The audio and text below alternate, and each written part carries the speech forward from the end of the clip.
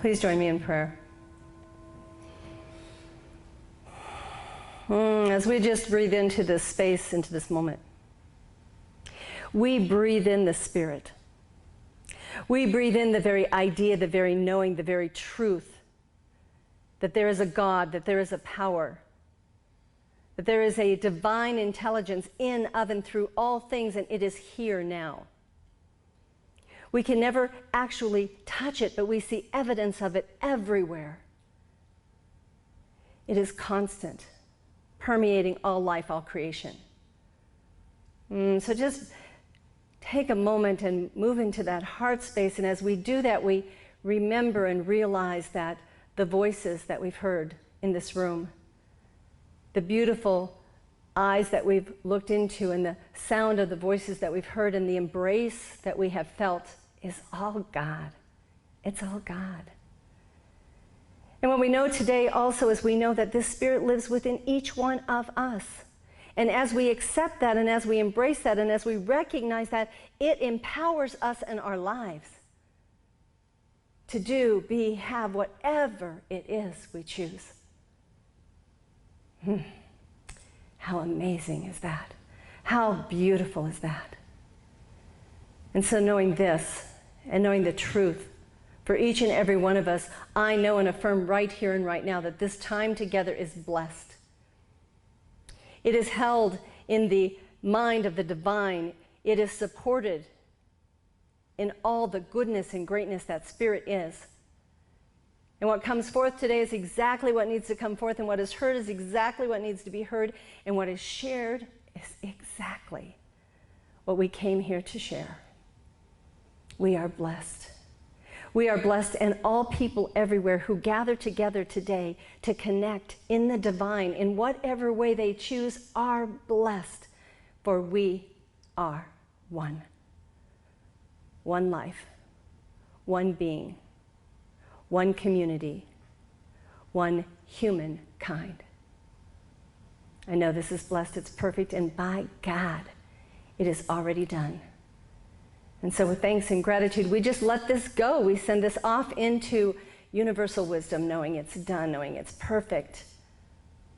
And together we say, and so it is. This isn't a great picture, but you can find better pictures online and on Facebook. This is home office. I had the opportunity to be there on Friday morning for the revealing of the Peace Crane sculpture. And I want to tell you a little bit about how this came to be. So we have just moved through this unbelievable time frame and experience of something called pandemic. And we are moving into our greater yet to be, and reconnecting and being live and being able to get together. And home office was very aware of this. None of the leaders have been able to meet other than on Zoom calls. There has been all this distance process going on for well over a year. And so as we began to look at the opening up, like we did in June when we did our ritual for how we're going to move from that place of isolation and separateness, or that feeling of separateness, because we were never separate, into being back together, the idea by Reverend Sonia Byrne was to create a peace crane sculpture. And a group of craniologists who love to sit around and fold these little guys came together and created this sculpture that is hanging at home office of 1,000 peace cranes. Now, the 1,000 peace cranes are very significant because they stand for the 1,000 places of presence of centers for spiritual living. So our centers, our study groups, our teaching groups, our focus ministries, all of those combined equal 1,000.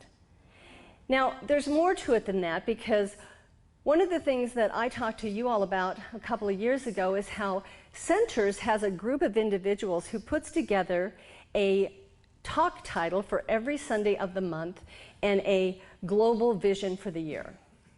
And I told you that I wanted to participate that, and we were going to participate that, and we created a calendar, and we bought these beautiful little journals that came out that have each month identified in alignment with the talk titles. Nancy, you get an A. She has hers with her today. And this did not stop in 2020, it's continued to 2021.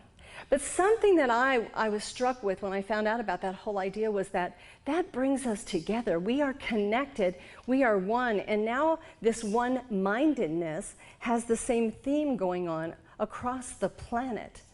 And it's so exciting to be a part of that. And so what this group of craniologists did was they created 1,000 peace cranes from the pages of the 2020 journals.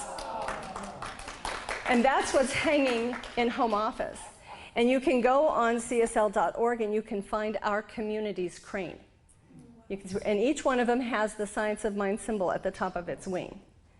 And I was just so in awe of this, because what you can't tell is there are 1,000 of these guys, and each one of these guys has a little fine thread that's attaching it up above. 1,000 of them. I can only imagine what that looked like when they were trying to get this thing hung. I understand Reverend Stephanie spent time at home office. I'm sure she got to watch that wonderful process, because I heard they had fishing poles and they've got netting up and all this stuff. But the thing that you'll notice about it is that each crane is a little bit different in size. Each crane is flying at a different elevation. Each crane is facing a different direction, but all are part of the one. And so I just wanted to share that with you, because that is exactly what we are all about in our oneness and our global vision of creating a world that works for everyone and that works for every single peace crane on the planet. So I thought that was beautiful. May I add something to that story? May I just add a quick something? Sure. So there was a woman named Sadaka, who was a Japanese woman who was got cancer after the bombing in World War II. And there was a belief at that time, and it's a part of the Japanese tradition, that if you fold 1,000 paper cranes, there'll be peace on the earth. Mm. And so in her hospital bed, she folded them, and then people came and helped her fold. But she died before it was complete. And so more people came and folded. And then the word got out, and school children all around the world folded and sent it. Thank you, Gina. So that was a sharing of the origin of how this all came about from a woman of the Japanese culture who knew that if you folded 1,000 peace cranes, that peace would come. And this whole peace that has come to all of us in centers began years ago with Shannon O'Hurley, and they actually created, in a group masterful process of craniologists at Mile High Church, 33,000 peace cranes. You know, so the process is continuing, and they have said if any of the centers are seeking any support in this process, they'll be grateful to come in.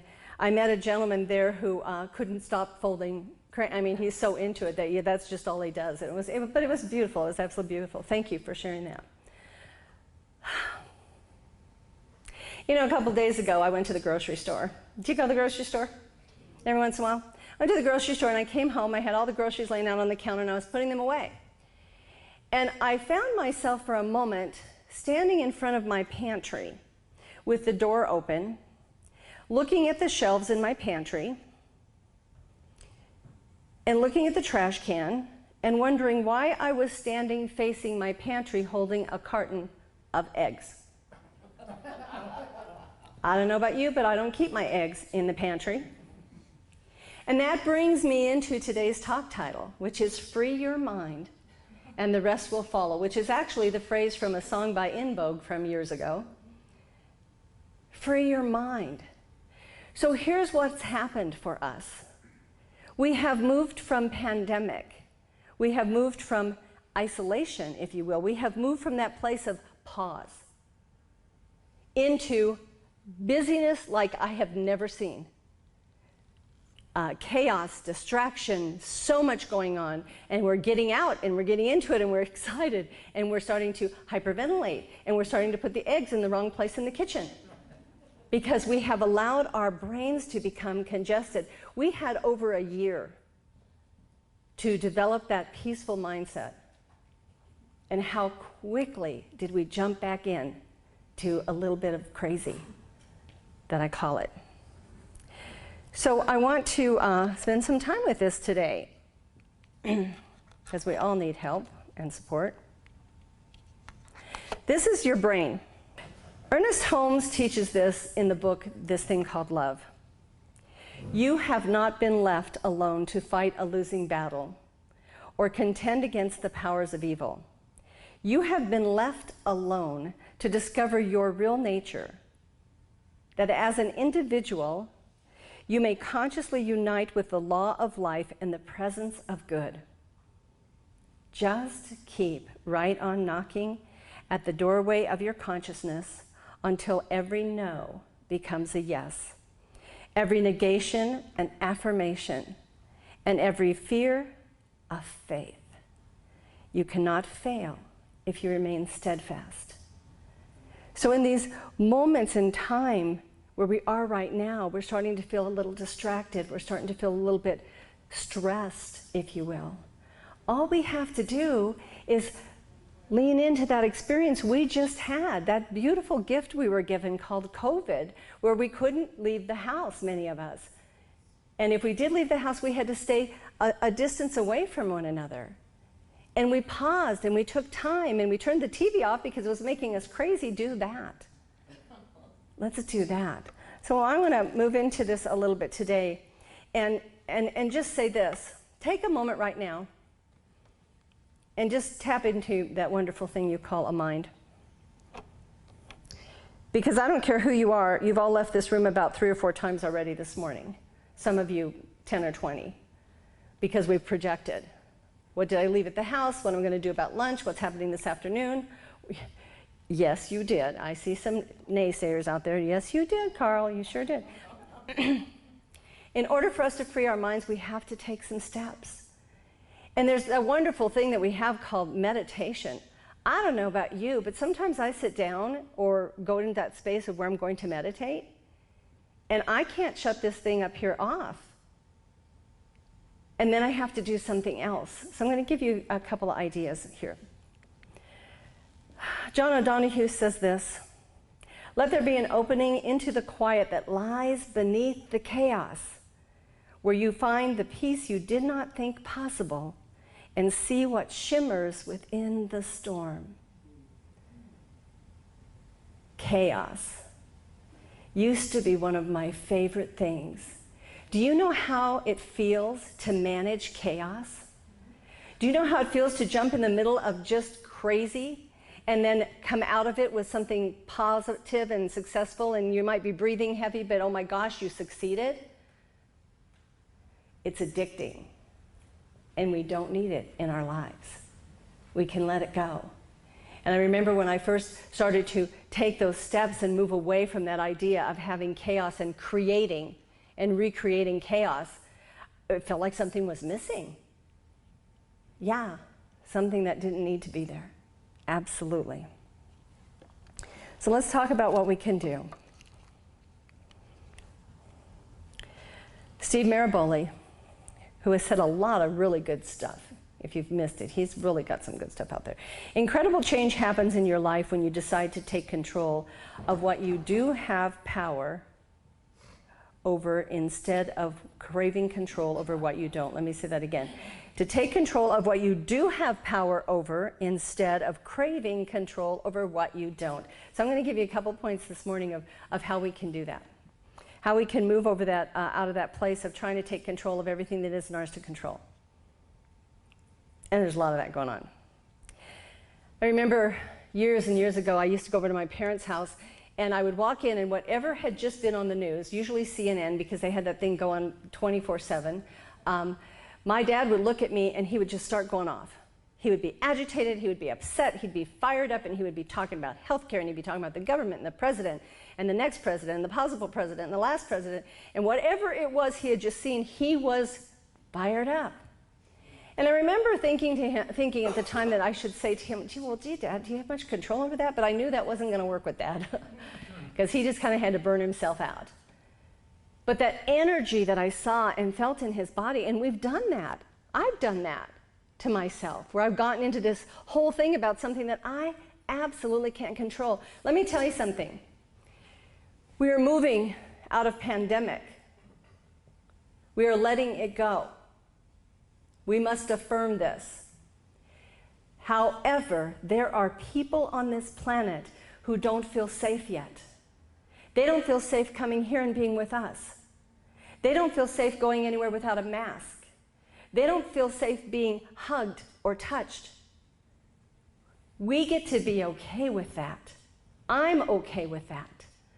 I'm getting notes in the mail from people who are apologizing because they don't feel safe to be here. Oh my goodness, no apology is needed.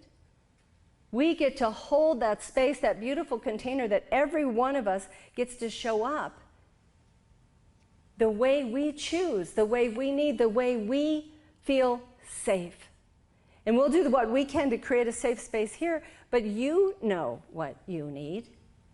And that's what I want to affirm for everyone today. I have people who come to me from time to time about their job. And I'm going to say this, and if my son hears this, well, I love him and I bless him. My son has come to me over and over over the past few years about the same issue with the same job. And I mentioned to him this last week that it seems like the challenge is that he has really great insight. He has really good ideas. He knows how you can run a company, how you can manage people, how you can develop people. But there's no one in that organization that wants to hear what he has to say. So the energy we put into speaking upon deaf ears is exhausting us. And we have a choice. Stop talking about it, or walk away, or both. And let it go, because if they don't want to hear what you have to say, it doesn't matter how many times you say it. It's not going to change. And all it's doing is exhausting us. So one of the first things I want to remind us to do is to stay in your lane. Iyanla Vanzant says this: stay in your car, in your lane, on your road, in your world. Stay in your own lane. Don't be minding other people's spiritual business. Stay in your car, in your lane, on your road, in your world. Stay in your lane. I brought this up about a year ago, and in the last couple of weeks, it has been the conversation that is showing up everywhere, and I thought, okay, well, this will be our point today. What is it that you are doing that is outside your lane? A lot of times it's offering advice that wasn't solicited. It's as simple as that. Oh my gosh, that person is doing that wrong. I need to go correct them. No, you don't. Not unless they've asked you to. How many things have you adjusted in your brain today? And it's so fun that we have this service in the afternoon now, because you've been up for hours, most of us have. How many people did you redress? How many people's grammar did you correct? How many spelling errors did you find if you were on Facebook or email? How many people weren't driving the way you thought they needed to be driving on the way over here or anywhere else you went today? That's not staying in our lane. If all I have to do is take care of me, I got to tell you, that's a full-time job. I already know that's a full-time job. But if that's all I got to do, my life is so much simpler than when I'm trying to take care of you and you and you and you and you. And we were all given the same power, that same being within us to help us manage our own stuff. Let's do that. Let's do that and stay in our lane. Leo Buscaglia says, worry never robs tomorrow of its sorrow. It only saps today of its joy. Worry, fretting. What are we concerned about? What's going to happen the third week of September? You're not there yet. Let it go. Now, there's a possibility that we might have to plan some things, but we don't have to get all agitated and up in the stuff about it. We don't have to do that. Let's let that go. Because to me, worry is all about the what if. What if this doesn't happen? What if that goes wrong? Well, what if this doesn't happen? I adjusted my hot water heater this morning based on the recommendation of our dear new practitioner, Leslie McKinnon, because the utility company thinks I'm using too much gas, and I couldn't figure out how that's happening when I live alone, and Lotus doesn't do anything with the gas in the house. I'm certain of it. I've never seen her adjust anything. And I was told to turn the thermostat down on the hot water heater, which was almost at max. So, yeah, it was heating up for, I don't know why, but it was heating up for a lot of reasons. And as I did it, I thought, gee, I hope the house doesn't blow up while I'm gone. Oh, really? Is that what I thought? I immediately did that cancel, did a treatment. I turned the knob. That's not going to hurt anything. Worry. My mother was a worrier. She made up stuff. If we were 5 minutes late from curfew, we were dead. She just knew it. And then she proceeded to try and figure out, where they took the body. Let that go. We get to let that go. One of the greatest tools we have to support us in this context of worry, whether it's about health, career, money, relationship, whatever, is prayer. And one of the greatest tools that we have to offer you is to tap into that prayer support at the close of any service, or to go online to our website and submit a prayer request, or to go into the happenings and pull the phone number of one of our practitioners and call them and get prayer support. Because sometimes, every now and then, we get so caught up in it, it's hard to let it go without a little bit of help.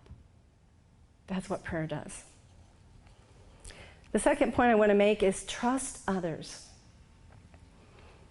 Ernest Hemingway said the best way to find out if you can trust somebody is to trust them. Well, and he made that into the archives of, famous sayings. Anyway, trust others. If I ask one of my sons to do something, and then I go into that place of, well, is he going to do it? Is he not going to do it? Is he going to do it right? Is he going to do this? I learned this greatest lesson when my kids were teenagers. They had a list of things to do throughout the week, and all week long, I was in that place of, oh my gosh, what's going to happen if I get there and I didn't do it, or this didn't happen, or that didn't happen, or it didn't happen. That's crazy making stuff. That's when you accidentally buy a new car and exit the grocery store and you find them the next day in the trash can. Because your brain's so clogged up with all this other stuff, you can't pay attention. You can't be present in the moment. Trust others. If you don't trust someone, and they've proven to you they can't be trusted, you need to remove them from your life. Because trust is the basis for every relationship. And if you ask someone to do something, and they say they're going to do it, you get to trust that they will. It's so simple. And you don't have to have all of this chatter going on in your head.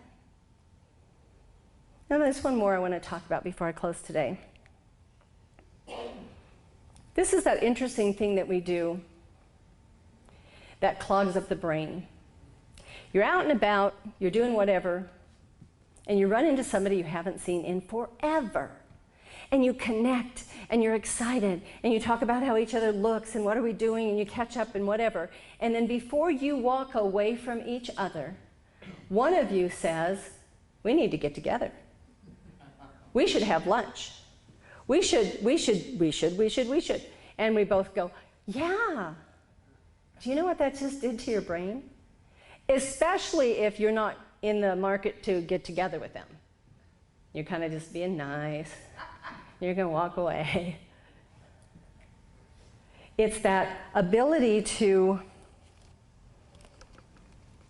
make a commitment when we don't mean it. Empty words. Empty words.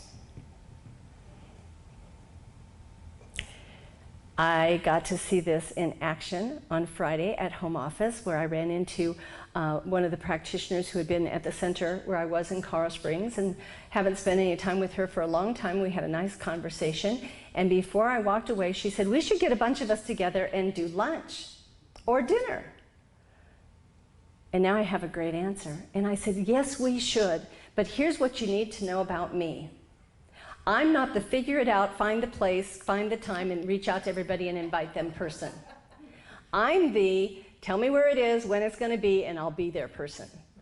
So you go figure all that out, and you invite whomever you want, and you just tell me when to be there, and I'll be there. And she looked at me, and she had this amazing look on her face, and she said, it's so good to know that. So I want you to remember this. Commit when you mean it. It is not being kind to say you're going to do something if you have no intention of doing it. Now, if you say you're going to do something, and then something happens and you don't get to do it, then all you have to do is reconnect, let them know, explain, whatever. But not showing up is the wrong answer. We spend a lot of energy with this. This quote says, don't make promises you don't intend to keep. I did that for years. Thought I had to say yes to everything. I didn't want to do half the stuff. And here's the other piece I want you to know. You don't have to explain yourself to me or anyone if your answer's no. I'm a big girl. I'm a grown-up. I can take no for an answer. If I ask you as your senior minister, which you will get some of these for sure because that's what I'm about. If I ask you to do something and it's not in your wheelhouse, it's not something that you want to do, it's not even in your desire, I can take no. I can accept that. So letting go of that and not getting caught up in that energy, because what happens with that situation with that friend? 3 months go by. And you wake up in the morning and you're thinking, oh darn, I was supposed to call so-and-so. We were supposed to get together. Oh my gosh, how long ago was that I saw that person? Oh my goodness, they probably think I'm a terrible person. And there went your brain. And there go the eggs in the trash can. Because you clogged it all up again.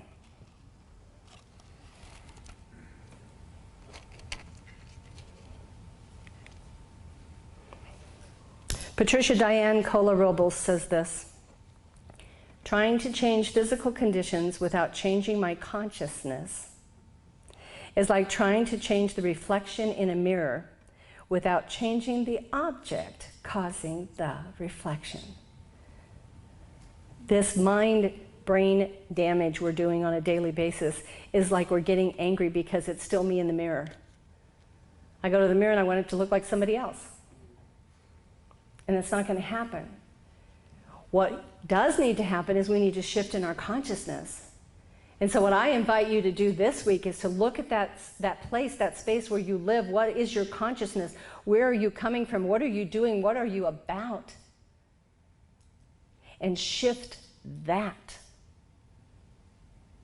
Because then when you go and look in the mirror, you're going to see something very different. So this week, your call to action is simple. Remind yourself every day to stay in your lane. If it's not yours to do, let it go. Trust others. Quit carrying everybody else's stuff around with you, the possibilities. Let that go. And the last one is commit when you mean it. Otherwise, say no. Please join me in prayer. Practitioners, please stand.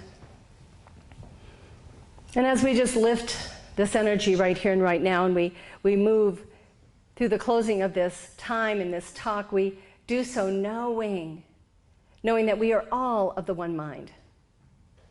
Each and every one of us. And we know in this place of one mind that God is within each and every one of us. In every particle of our being, Spirit lives, Spirit exists, right here, right now, always. Always been here, always will be, everywhere present, in, of, and through all things. That is the God that I know. That is the God we speak of. And how beautiful is this? And all we need to do this week is to recognize this God within and to turn over all this stuff that we keep trying to carry around in our minds and free it up. Allowing us to create and to breathe and to exist and to experience the beauty and the love and the joy of life and the peace of life. By letting go of anything and everything that does not serve us and that is just complicating the mind. And in this space, in this place, as we do this, we allow others to take on their own energy, their own lives, and to make the beauty that they want without our interference, but with our love and support. How beautiful is this? What a great concept is this? This week, we do this better than ever before because we have brought Spirit into the very idea of it with us right here and right now. It's good. It's perfect. And I know right here in this moment that everyone who is here and in the virtual world that sees this talk at a later time is blessed by God to live the best life by freeing up the mind. It's perfect, it's good, it's blessed. And so I just release this, turning it over to the mind of God, where it is already happening, where it is already unfolding, where it is already done. And we affirm this by solidifying it into that energy that works through us and as us. And we simply say together, and so it is.